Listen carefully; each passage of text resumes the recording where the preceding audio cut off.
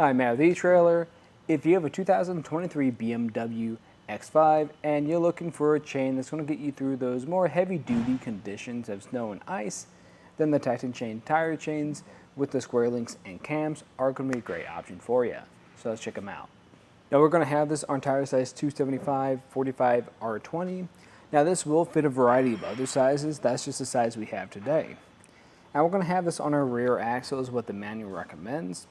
And the manual also recommends turning off your rear axle steering, just so you can safely drive with these chains on so you don't damage anything. And if you're not sure if this is going to fit your vehicle, you can actually plug in your vehicle's information into our fit guide to find the right one for you.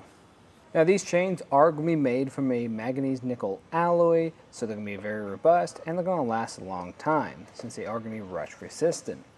They're also going to have that square link design to them. That's going to give you that extra bite through ice and snow for those moderate snow and ice conditions, even those heavier duty conditions, since we do have some larger links. Now that we're still going to have plenty of clearance to sit under our wheel well, so don't have to have any concerns with that. And we're going to have this ladder pattern. That ladder pattern is going to give you more traction when you're starting and stopping. And right next to that, we're going to have the cams themselves. Now there are going to be a total of 4 of them on this chain, and they're super easy to use. And what's great about them is they're going to take out a lot of that slack you can get in your chains. So compared to any type of chain that just has some hooks or levers on the bottom of them, this is going to help you get a little bit further or get a little more tension out of your chains with less time. And speaking about tensioning devices, I recommend using a rubber tensioner. You can find one of these on our website if you don't already own one. And what's great about this is when you're driving down the road, typically your chains are going to shift. And once they shift, they usually loosen up. This is just going to ensure we have constant tension on our chains so they don't loosen up and damage something on your vehicle. Now, this isn't going to come with your kit, but what will come with your kit is going to be this bag that comes with 2 chains and the tool to tighten down your cams. And, well, this bag is okay. I think it's only going to last you a little bit, because if you are using this a decent amount, eventually your chains are going to start to rip through this bag. So what I'd recommend doing is investing in a small tote to keep your chains in. To start off the installation, I'm going to grab some gloves just to make this a little bit easier and lay out my chains. Now there's a few things I'm looking for. One of those things is just making sure there's no damages to the links themselves, checking on those welds. We're also making sure that this hook is in the right orientation, making sure it's facing up so the flat side is against your tire. Then we want to make sure that these cams are closest to us, furthest away from your tire, and that they're not already tightened down. If they're tightened down, they're going to look like this. If they do, just flip it around and you should be ready to go. Now I find it best just to find the center of your chains, lift up from there, and drape them over your tire. And from here, we're going to try to center everything up. So you don't want a fitment that's going to have your chains against your rim. You want to make sure it's even on both sides. So I just recommend putting your other hand behind your tire and just making sure it's even. You're going to do that all the way around until you reach the bottom. And from here, you're going to arrange the end of your links so they're a little bit easier to grab, so we can make those connections. And speaking of those connections, I like to start on the back side because it's the more difficult side to work with. And what we're going to be doing is connecting both ends, so you're going to have a side with a metal hook, and then you're going to have the side with the links themselves.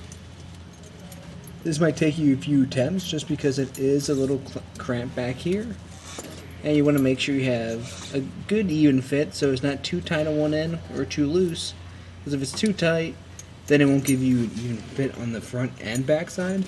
If it's too loose, then your chains could make contact with something. The front connection is going to be a little bit different. So instead of just hooking it through one of these links, we're actually going to push this lever through. Now this point is a little bit too far, so I'm going to go to the one next to it. Run that lever through, applying tension to it, and then we're going to connect this opening to this link that's kind of hanging out by himself. And from here, we're just going to come across, kind of pull on our link some, and this is feeling pretty good for a start. So now I just need to come back through and tighten up all these cams. We're going to have a flat end of our tool. That's going to go into the center hole, and then we're just going to twist this. That should tighten it in place. You're just going to repeat that process for the rest of them, all 4 of them, unless you finally reach the point where this becomes too tight. Now that one was already tightened up, so I'll just tighten it back down. And then repeat that process over here. And I think the last one should be enough, if I can tighten it down.